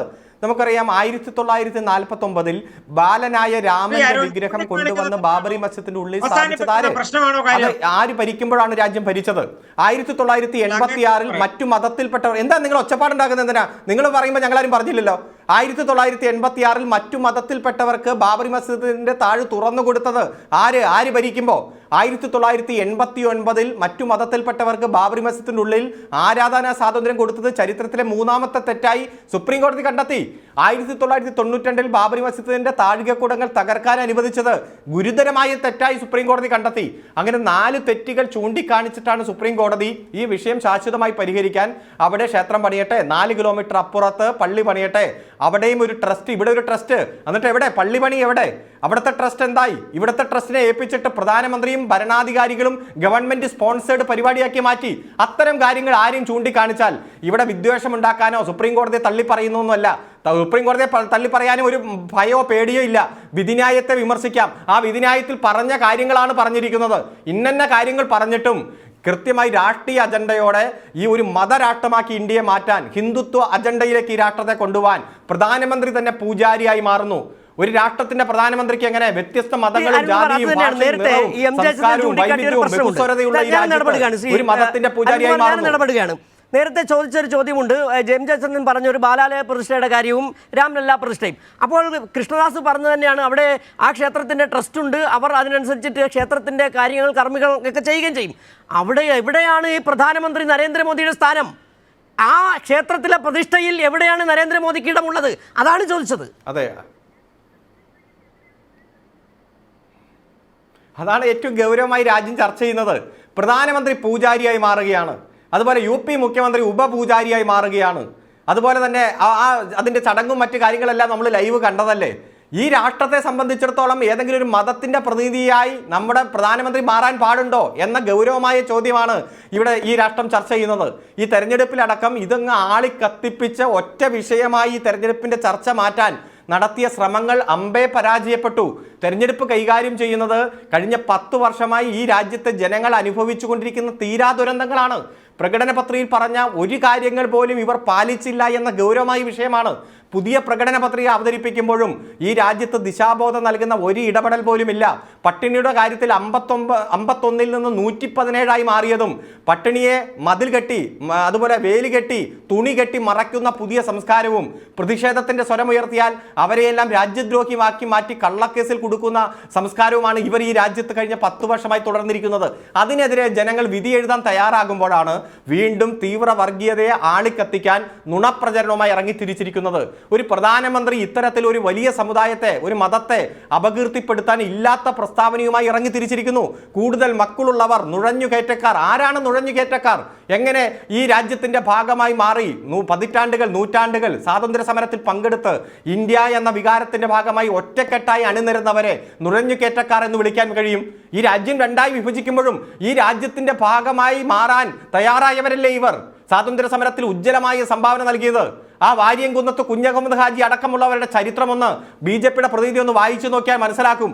കാരണം നിങ്ങളെ കൂട്ട് മാപ്പ് മാപ്പ് മാപ്പ് എന്ന് എഴുതി കൊടുത്ത് എന്നെ ജയിൽ മോചിതനാക്കിയാൽ ഞാൻ ഒരിക്കലും സ്വാതന്ത്ര്യ സമരത്തിൽ പങ്കെടുക്കില്ലെന്നും സ്വാതന്ത്ര്യ സമരത്തിൽ പങ്കെടുക്കുന്ന ചെറുപ്പക്കാരെ ഞാൻ ഉപദേശിച്ച് സ്വാതന്ത്ര്യ സമരത്തിൽ നിന്ന് പിൻവലിപ്പിക്കാമെന്നും ഉറപ്പ് കൊടുത്ത് മാപ്പെഴുതി കൊടുത്ത ചരിത്രമല്ല ഈ രാജ്യത്തിന്റെ സ്വാതന്ത്ര്യ സമര പോരാളികൾക്കുള്ളത്. അതിൽ എല്ലാ മതവിഭാഗത്തിൽപ്പെട്ടവരുണ്ട്, എല്ലാ രാഷ്ട്രീയ പാർട്ടികളുമുണ്ട്. പക്ഷേ നിങ്ങൾ മാത്രമില്ല. ഒരു സമരത്തിൻ്റെയോ ഒരു മുദ്രാവാക്യത്തിൻ്റെയോ ചരിത്രം നിങ്ങൾക്കില്ല.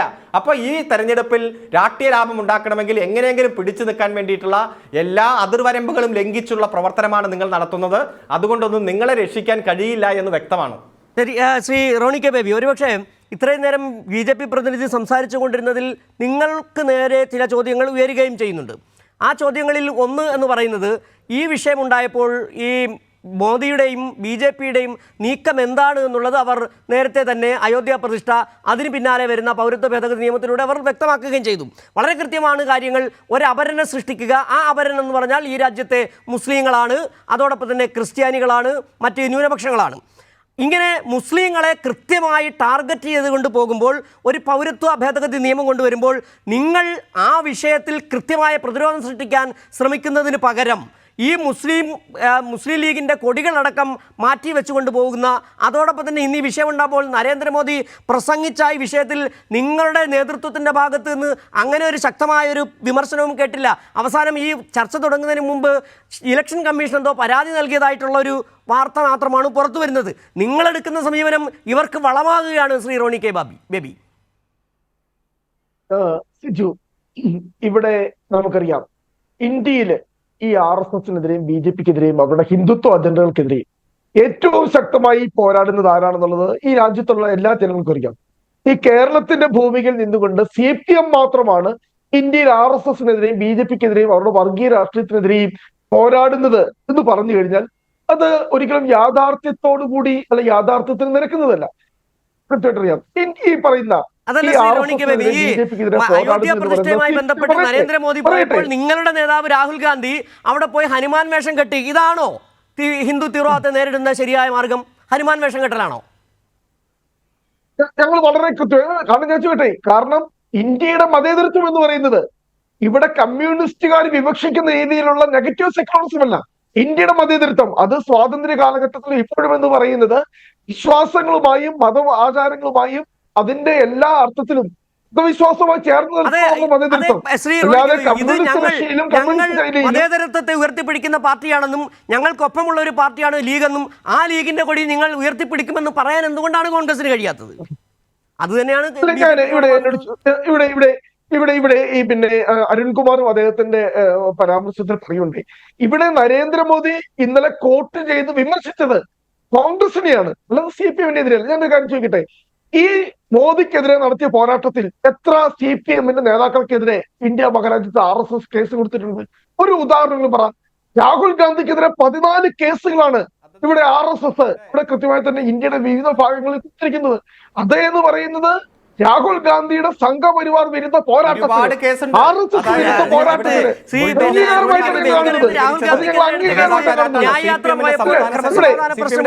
അടിസ്ഥാനത്തിലാണ്, അല്ലാതെ ഈ തീവ്ര ഹിന്ദുത്വത്തിന്റെ ശക്തമായ നിലപാടെടുത്തു എന്നതിന്റെ അടിസ്ഥാനത്തിലൊന്നും രാഹുൽ ഗാന്ധിക്കെതിരെ കേസെടുത്തിട്ടുണ്ടെന്ന് എനിക്ക് അറിയാൻ കഴിയില്ല. മാത്രമല്ല CPM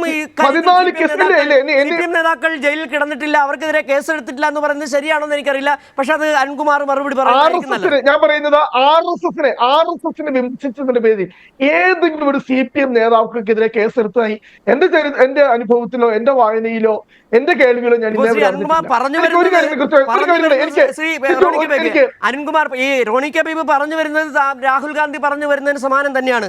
ഈ എന്തുകൊണ്ട് RSSനെ വിമർശിച്ചതിന്റെ പേരിൽ CPMനെതിരെ കേസെടുക്കുന്നില്ല എന്ന് പറഞ്ഞു വരുന്നത് എങ്ങോട്ടൊക്കെയാണെന്ന് താങ്കൾക്ക് മനസ്സിലാകുന്നുണ്ട്? എന്നെ സംസാരിക്കും. ഞങ്ങൾ വളരെ കൃത്യമായി ഈ രാമക്ഷേത്രം ഇപ്പൊ ഇവിടെ പരാമർശിച്ച ചില കേസുകൾ എന്നെ ഒന്ന് സംസാരിക്കാൻ അനുവദിക്കുക. അല്ല, താങ്കൾ പറഞ്ഞത് ബാക്കിയുള്ളവർക്ക് 20 മിനിറ്റ് എനിക്കൊരു 1 മിനിറ്റ് പോലും സംസാരിക്കാൻ മറുപടി തരികയില്ല. അല്ല, എനിക്ക് 1 മിനിറ്റ് പോലും ഒന്ന് മറുപടി പറയാനായിട്ട് അനുവദിക്കും. കാരണം ഈ പറഞ്ഞ BJP-ക്കാർ കോൺഗ്രസിനെ അറ്റാക്ക് ചെയ്യുന്നു, CPM-കാർ കോൺഗ്രസിനെ അറ്റാക്ക് ചെയ്യുന്നു. അതിനൊരു മറുപടി പറയാൻ വേണ്ടി ഇവിടെ പ്രിയപ്പെട്ട ശ്രീ അരുൺകുമാർ അനാവശ്യമായിട്ടാണ് കോൺഗ്രസിനെ, കാരണം പ്രധാനമന്ത്രി നടത്തിയ ഒരു പരാമർശത്തിനെ നമ്മൾ ഒറ്റക്കെട്ടായി അതിനെ നേരിടേണ്ടതിന് പകരം അവിടെ കോൺഗ്രസിനെ വിളിച്ചിട്ട് കാര്യം പറയട്ടെ. രജീന്ദർ സച്ചാർ കമ്മീഷൻ പറഞ്ഞു. രജീന്ദർ സച്ചാർ കമ്മീഷൻ ആ റിപ്പോർട്ട് പറഞ്ഞൊരു കാര്യം പറയട്ടെ. ഇന്ത്യയിൽ താങ്കൾ പറഞ്ഞാൽ ഒറ്റക്കെട്ടായി നേരിടേണ്ടതാണ്. അങ്ങനെയാണെങ്കിൽ ഒറ്റക്കെട്ടായി നേരിടേണ്ടിയിരുന്ന സാഹചര്യത്തിലാണെങ്കിൽ പിണറായി വിജയനെതിരെ വന്ന് കേരളത്തിൽ ഒന്ന് പറയേണ്ട സാഹചര്യം എന്താണ്? ഒറ്റക്കെട്ടായിട്ട് നേരിടേണ്ടത് BJP-ക്കെതിരെ നിങ്ങൾ സ്ഥാനാർത്ഥിയെ നിർത്താത്തതാണ്. എന്താണ് നിങ്ങളുടെ ACC നിങ്ങൾ ആരെയാണ് നേരിടുന്നത്? നിങ്ങൾ BJP നേരിടുന്നില്ല. ആ പ്രശ്നം ഇന്ത്യ മഹാരാജ്യത്ത് 2 സീറ്റിൽ BJP-ക്കെതിരെ പോരാടുന്ന CPM ആണോ? ഇന്ത്യ മഹാരാജ്യത്ത് 300-ലേറെ സീറ്റിൽ BJP എന്നിട്ട് എന്തുകൊണ്ട് മോദിയെ നേരിടാൻ പോകുന്നില്ല? എന്തുകൊണ്ട് ഉത്തരേന്ത്യയിലേക്ക് രാഹുൽ ഗാന്ധി മത്സരിക്കാൻ പോകുന്നില്ല? KC വേണുഗോപാൽ മത്സരിക്കാൻ പോകുന്നില്ല? നിങ്ങൾ നേരിടുന്ന BJP ആണെങ്കിൽ ചങ്കുറപ്പോടി നേരിടുക എന്നുള്ളതാണ്. ശ്രീ അരുൺകുമാർ, എന്റെ പ്രിയപ്പെട്ട അരുൺകുമാറെ, ഈ കേരളത്തിലെ 20 സീറ്റൊന്നുമല്ല ഇന്ത്യ മഹാരാജ്യത്ത് ആരാണ് ഭരിക്കുന്നത് തീരുമാനിക്കുന്നത്. ഇന്ത്യ മഹാരാജ്യത്ത് ഈ BJP-യെ നേരിടാൻ RSS നേരിടാൻ ഏറ്റവും അത് രാഹുൽ ഗാന്ധിക്കാണ് ഈ രാജ്യത്തെ മതന്യൂനപക്ഷങ്ങൾ. അല്ല, രാഹുൽ ഗാന്ധിക്കാണോ എന്നുള്ളത് കൃത്യമായി അരുൺകുമാർ താങ്കളോടാണ് ചോദ്യം. അല്ല, ബഹുമാനപ്പെട്ട കോൺഗ്രസ് പ്രതിനിധി, ഒറ്റ കാര്യം, ഇവിടെ ചോദിച്ച ചോദ്യം എന്താണ്? ഈ BJP-ക്കെതിരെ പോരാട്ടം സംഘടിപ്പിക്കുന്നത് ഞങ്ങളാണെന്ന് പറയുന്ന ആ കോൺഗ്രസ് എന്തുകൊണ്ട് ഹിന്ദി ഹൃദയഭൂമിയിൽ പോലും മത്സരിക്കുന്നില്ല? രാഹുൽ ഗാന്ധിയുടെ അമ്മ, രാഹുൽ ഗാന്ധിയുടെ അച്ഛൻ, അതുപോലെ തന്നെ മുത്തശ്ശി എല്ലാം മത്സരിച്ച മണ്ഡലം, പരമ്പരാഗതമായി കുടുംബ മണ്ഡലമായി മാറിയ മണ്ഡലം പോലും സ്ഥാനാർത്ഥിയെ പ്രഖ്യാപിക്കാൻ കഴിയാത്ത സാഹചര്യത്തിലേക്ക് പോകുന്നു. എന്തിന് 140 വർഷം പഴക്കമുള്ള നിങ്ങളുടെ കൊടി, ഒരു പ്രസ്ഥാനത്തിൻ്റെ കൊടി എന്ന് പറഞ്ഞാൽ അതിൻ്റെ ഹൃദയമാണ്, ആ കൊടി പോലും വേണ്ടെന്ന് വയ്ക്കുന്നു, നിങ്ങൾ ഉപേക്ഷിക്കുന്നു. ഈ ഒരു സാഹചര്യത്തിൽ സംഘപരിവാറിനെതിരെ പോരാട്ടം നടത്തുന്ന ഞങ്ങളാണ്, ഞങ്ങൾ ഇത്ര സീറ്റിൽ മത്സരിക്കുന്നുണ്ട്, നിങ്ങൾ കൂടുതൽ സീറ്റിൽ മത്സരിക്കുന്നുണ്ട്. എല്ലാ തെരഞ്ഞെടുപ്പിലും അങ്ങനെയാണ്. 500 ശിഷ്ടം മണ്ഡലങ്ങളിൽ മത്സരിച്ചുകൊണ്ടിരുന്ന നിങ്ങൾ 300 സീറ്റിലേക്ക് ചുരുങ്ങി. ഞങ്ങളും ഞങ്ങൾക്ക് ശേഷിയുള്ള മണ്ഡലങ്ങളിലെല്ലാം ഞങ്ങൾ മത്സരിക്കുന്നുണ്ട്. അപ്പോൾ മത്സരത്തിൻ്റെതായ രീതിയിൽ പോകുന്നു. പക്ഷേ ഓരോ രാഷ്ട്രീയ വിഷയം വരുമ്പോഴും നിങ്ങൾ സ്വീകരിക്കുന്ന നിലപാട്, ആ നിലപാടാണ് ഇവിടെ ഗൗരവത്തോടെ ചർച്ച ചെയ്യപ്പെടുന്നത്. പൗരത്വ ഭേദഗതി നിയമവുമായി ബന്ധപ്പെട്ടുകൊണ്ട് നിങ്ങളുടെ നിലപാട് എന്തെന്ന് ചോദിച്ചപ്പോൾ മല്ലികാർജ്ജുൻ ഖാർഗെയല്ലേ പറഞ്ഞത്, രാത്രി കിടന്ന് ഉറങ്ങിയിട്ട് രാവിലെ വന്ന് പറയാന്ന്. 16 ദിവസമായി അദ്ദേഹം ഉറക്കം ഉണർന്നിട്ടില്ലേ? 10-ാം പേജിൽ 8-ാം പേജിൽ പ്രകടന പത്രികയിൽ ഉണ്ടെന്നൊക്കെ പറഞ്ഞു കഴിച്ചു തരാൻ പറ്റുമോ?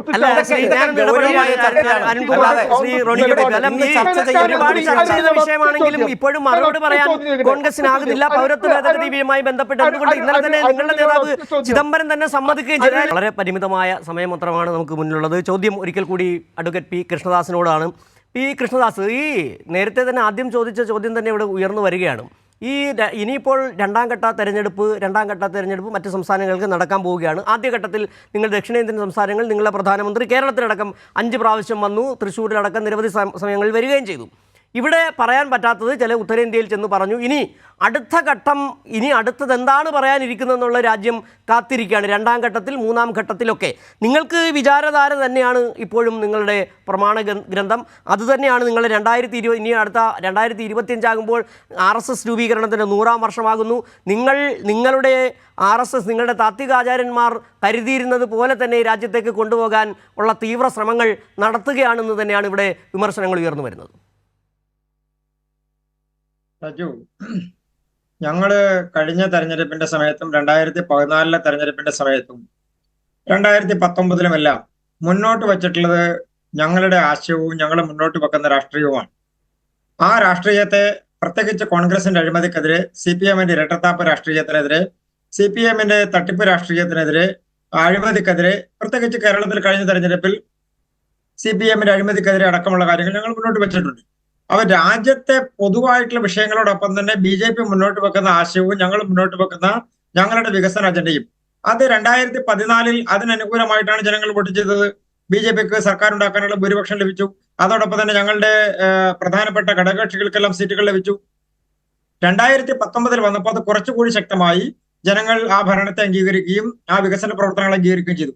2024 കോൺഗ്രസിന്റെയും CPM-ന്റെയും പ്രതിനിധികൾ നിങ്ങൾ ബുദ്ധിമുട്ടണ്ട, ഞങ്ങളെ കുറിച്ച് കൂടുതൽ അങ്ങനെ ഞങ്ങൾക്ക് സീറ്റുകൾ കുറയ്ക്കാനൊക്കെ വേണ്ടി അങ്ങനെ ബുദ്ധിമുട്ടണ്ട, നിങ്ങളുടെ വോട്ടും നിങ്ങളുടെ സീറ്റും ഒന്ന് വർദ്ധിപ്പിക്കാനുള്ള ശ്രമം മാത്രം ശരി നടത്തിയാൽ മതി. ശരി ശ്രീകൃഷ്ണ, സമയപരിമിതിയിൽ ഈ നിങ്ങളുടെ സീറ്റുകൾ കുറയ്ക്കാൻ ബുദ്ധിമുട്ടേണ്ട എന്നാണ്, BJP-യുടെ സീറ്റുകൾ കുറയ്ക്കാൻ ബുദ്ധിമുട്ടേണ്ടെന്നാണ് അരുൺകുമാർ ഇപ്പോൾ അഡ്വക്കേറ്റ് P. കൃഷ്ണദാസ് പറഞ്ഞത്. അങ്ങനെ ആണോ?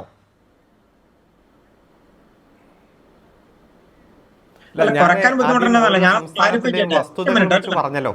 അതിനെ കൗണ്ടർ ചെയ്യാൻ BJP-യുടെ പ്രതിനിധി ഒന്നും പറഞ്ഞില്ല. കാരണം ജനങ്ങൾ അത് നിങ്ങൾ ബുദ്ധിമുട്ട്, ജനങ്ങൾ കുറച്ചോളും. ജനങ്ങൾക്ക് കൃത്യമായിട്ടുള്ള ധാരണയുണ്ട്. ഏത് സംസ്ഥാനത്ത് നിങ്ങൾക്ക് കഴിഞ്ഞ തവണത്തെക്കാൾ കൂടുതൽ കിട്ടും എന്ന് ചോദിച്ചാൽ ഒരു സംസ്ഥാനത്തിൻ്റെ പേര് പറയാനില്ല. കാരണം അത്രയധികം ഹിന്ദി ഹൃദയഭൂമിയിൽ മാക്സിമം നിങ്ങൾക്ക് കിട്ടി, അതിൽ നിന്ന് താഴേക്ക് പോവുകയുള്ളൂ. കാരണം ജനങ്ങളുടെ തീരാ പ്രശ്നങ്ങൾ, ദുരന്തം, അതായത് അനുഭവിച്ചുകൊണ്ടിരിക്കുന്ന വിഷയങ്ങൾ അത്ര ഗുരുതരമാണ്. ഒറ്റ കാര്യം പ്രകടന പത്രികയിൽ പറഞ്ഞിരിക്കുന്നു, പാലിച്ചിട്ടില്ല എന്നുള്ള കാര്യം നമ്മുടെ മുന്നിലുണ്ട്. ഈ ഭാവി ഇന്ത്യയെക്കുറിച്ച് നിങ്ങളുടെ പ്രകടന പത്രികയിൽ ഒന്നും തന്നെ ശുഷ്കമാണെന്ന് തന്നെ പറയേണ്ടി വരും. അതുകൊണ്ട് തെരഞ്ഞെടുപ്പിൽ നിങ്ങൾ എത്ര കഷ്ടപ്പെട്ടാൽ സീറ്റ് തന്നെ കുറഞ്ഞോളും. ഈ തെരഞ്ഞെടുപ്പ് ഫ്രീ ആൻഡ് ഫെയർ തെരഞ്ഞെടുപ്പ് നടക്കണം. ഇലക്ഷൻ കമ്മീഷൻ ആകണം. കാരണം ഭരണാധികാരികൾ ഇലക്ഷൻ കമ്മീഷനെ വരെ സ്വാധീനിച്ചു. ഇപ്പോൾ പ്രധാനമന്ത്രി തന്നെ മതത്തിന്റെ പേരിൽ ഇത്രയും വലിയ തെരഞ്ഞെടുപ്പ് അഴിമതി നടത്തുമ്പോൾ റെപ്രസെന്റേഷൻ ഓഫ് പീപ്പിൾ ആക്ട് അനുസരിച്ച് നടപടി സ്വീകരിക്കാൻ ഇലക്ഷൻ കമ്മീഷൻ തയ്യാറാകണം. അതിശക്തമായിട്ടുള്ള ഇലക്ഷൻ കമ്മീഷൻ പ്രവർത്തിച്ച രാജ്യം തന്നെയാണ് നമ്മുടേത്. അത്തരത്തിൽ ഈ തെരഞ്ഞെടുപ്പ് കൈകാര്യം ചെയ്യുന്ന യഥാർത്ഥ രാഷ്ട്രീയ വിഷയങ്ങൾ ചർച്ച ചെയ്യാൻ അനുവദിക്കാതെ വർഗീയതയും അതുപോലെ മതപരമായിട്ടുള്ള ധ്രുവീകരണവും ചർച്ച ചെയ്യാൻ ശ്രമിക്കുമ്പോൾ അതിനെതിരെ ശക്തമായിട്ടുള്ള നടപടി സ്വീകരിച്ച് യഥാർത്ഥത്തിലുള്ള തെരഞ്ഞെടുപ്പ് നടന്നാൽ ഇവിടെ BJP ഭരണത്തിന് എന്നേക്കുമായി ഈ രാജ്യത്ത് അവസാനം ഉണ്ടാകും എന്നതിൽ യാതൊരു അവസാനമായി ശ്രീ M. ജയചന്ദ്രനോടാണ്. ശ്രീ ജയചന്ദ്രൻ, ഇവിടെ ഇവർ പറയുന്ന ആദ്യം മോദി പറഞ്ഞ 400 സീറ്റ്, ആ 400 സീറ്റിൻ്റെ ആത്മവിശ്വാസമൊക്കെ അവർക്ക് നഷ്ടപ്പെട്ടു. വല്ലാത്ത തിരിച്ചടി കേൾക്കാൻ പോകുന്നതിനുള്ള ബോധ്യം BJP-ക്കുണ്ട്, മോദിക്കുണ്ട്. താങ്കൾ എങ്ങനെ വിലയിരുത്തുന്നു? ഇന്ന് പക്ഷേ ഈ ചർച്ച അവസാനിപ്പിക്കുമ്പോൾ നമ്മൾ ഒന്നും കൂടി സൂചിപ്പിക്കേണ്ട വിഷയം, ഇങ്ങനെ ഒരു ഇലക്ഷൻ കമ്മീഷൻ നേരത്തെ അരുൺകുമാർ പറഞ്ഞ പോലെ ഫ്രീ ആൻഡ് ഫെയർ ഇലക്ഷൻ സാധ്യമാകുമെന്നുള്ളൊരു സംശയം കൂടി ഉയർന്നു വരുന്നുണ്ട്. കാരണം ഒരു മതത്തെ തെരഞ്ഞെടുപ്പിൽ വിഷയമാക്കിക്കൊണ്ട് കൃത്യമായ വർഗീയത പറയുമ്പോൾ ഇലക്ഷൻ കമ്മീഷൻ എന്താണ് നടപടിയെടുക്കുന്നത് എന്ന് രാജ്യം കാത്തിരിക്കുകയും ചെയ്യുന്നുണ്ട്. താങ്കൾ എങ്ങനെ കാണുന്നു? ഈ 400 സീറ്റ് കിട്ടായ്മയാണോ ഇവരുടെ പ്രശ്നം? അല്ലല്ല, സിജു തെറ്റിദ്ധാരണാപരമായി വരാൻ പോകുന്ന ഒരു തെരഞ്ഞെടുപ്പിൽ അത് പ്രധാനപ്പെട്ട ഒരു പ്രശ്നം തന്നെയാണ്. ഈ ഇലക്ഷൻ കമ്മീഷൻ ഇക്കാര്യത്തിൽ ഇലക്ഷൻ കമ്മീഷൻ M. ജയചന്ദ്രൻ എന്താണ് സിജു? അല്ല, താങ്കൾക്ക് പറയാം, M. ജയചന്ദ്രൻ പറയാം. അല്ല അത് ഇലക്ഷൻ കമ്മീഷൻ ഓഫ് ഇന്ത്യ തീരുമാനിക്കട്ടെന്നേ. ഫ്രീ ആൻഡ് ഫെയർ ആണോ ഇലക്ഷൻ എന്നുള്ളത് അവരാണ് തീരുമാനിക്കേണ്ടത്. ഇപ്പോൾ സീതാറാം യെച്ചൂരി ഇത് സംബന്ധിച്ച് ഇന്നലെ പ്രധാനമന്ത്രിയുടെ പ്രസംഗം സംബന്ധിച്ച് CPM general secretary election commission of ഇന്ത്യക്ക് പരാതി കൊടുത്തിട്ടുണ്ട്. ഇലക്ഷൻ കമ്മീഷൻ ചീഫ് ഇലക്ഷൻ കമ്മീഷണർക്കാണ് പരാതി കൊടുത്തിരിക്കുന്നത്. അദ്ദേഹം എന്താണ് നിലപാട് സ്വീകരിക്കാൻ പോകുന്നത്, അതാണ് രാജ്യം ഉറ്റുനോക്കുന്നത്. അത് അദ്ദേഹം നിലപാട് സ്വീകരിക്കുന്നില്ലെങ്കിൽ അർത്ഥം എന്താണ്? ഫ്രീ ആൻഡ് ഫെയർ ആവില്ല ഇലക്ഷൻ എന്ന് തന്നെയാണ്. അതേസമയം അദ്ദേഹം നിലപാട് സ്വീകരിക്കുകയാണെങ്കിലോ, നരേന്ദ്രമോദി ചെയ്തത് ഇലക്ഷൻ്റെ കോഡ് ഓഫ് കോണ്ടക്റ്റിനും ജനപ്രാതിനിധ്യ നിയമത്തിനും വിരുദ്ധമാണ് എന്ന് കണ്ടെത്തിയാൽ കറക്റ്റാണ്, ഫെയറായിട്ട് ഇലക്ഷൻ നടക്കും, ഫ്രീ ആൻഡ് ഫെയർ ആയിരിക്കും. ഇതില്ല എന്നുണ്ടെങ്കിൽ വ്യത്യസ്തമായ നിലപാടിലേക്ക് ആണ് ഈ ഇലക്ഷൻ കമ്മീഷൻ ഓഫ് ഇന്ത്യ നിൽക്കുന്നത് എന്ന് തന്നെ നമുക്ക് ബോധ്യപ്പെടും. അതാണ് കാര്യം. ഏതായാലും മനുഷ്യരെയൊക്കെ ക്യാൻസൽ ചെയ്തു പോയി ഇന്നത്തെ ഇന്ത്യയിൽ. ശ്രീ M. ജയചന്ദ്രൻ, ഒപ്പം തന്നെ അഡ്വക്കേറ്റ് KS അരുൺകുമാർ, ഒപ്പം Roni K Baby, advocate P. Krishnadas. ഇവിടെ ഒരുപക്ഷെ ഇന്ന് ഈ ചർച്ചയിൽ ഉന്നയിച്ചവരെല്ലാം പ്രധാനപ്പെട്ട ഒരു പ്രശ്നങ്ങളിലൊന്ന് ഈ പരാതിയുടെ അടിസ്ഥാനത്തിൽ ഇലക്ഷൻ കമ്മീഷൻ എന്ത് നിലപാടെടുക്കും എന്നുള്ളതാണ്. ചർച്ച തുടങ്ങുമ്പോൾ ആദ്യം പറഞ്ഞ പോലെ തന്നെ ഈ നരേന്ദ്രമോദി എന്ന് പറയുന്ന പ്രധാനമന്ത്രി പറഞ്ഞത് പച്ചയായ വർഗീയത തന്നെയാണ്. തെരഞ്ഞെടുപ്പ് പെരുമാറ്റച്ചട്ടം അനുസരിച്ച് ഇതെങ്ങനെ ഇലക്ഷൻ കമ്മീഷൻ കണക്കിലെടുക്കുന്നു, എന്ത് നടപടിയാണ് കൈക്കൊള്ളാൻ പോകുന്നത് എന്നതിനെ കൂടി അനുസരിച്ചിരിക്കും രാജ്യത്ത് നടക്കാൻ പോകുന്ന തെരഞ്ഞെടുപ്പ് ഫ്രീ ആൻഡ് ഫെയർ ആണ് എന്നുള്ളത്. ഏതായാലും സമയപരിമിതി പോലെ ചർച്ച ഇവിടെ അവസാനിപ്പിക്കുകയാണ്.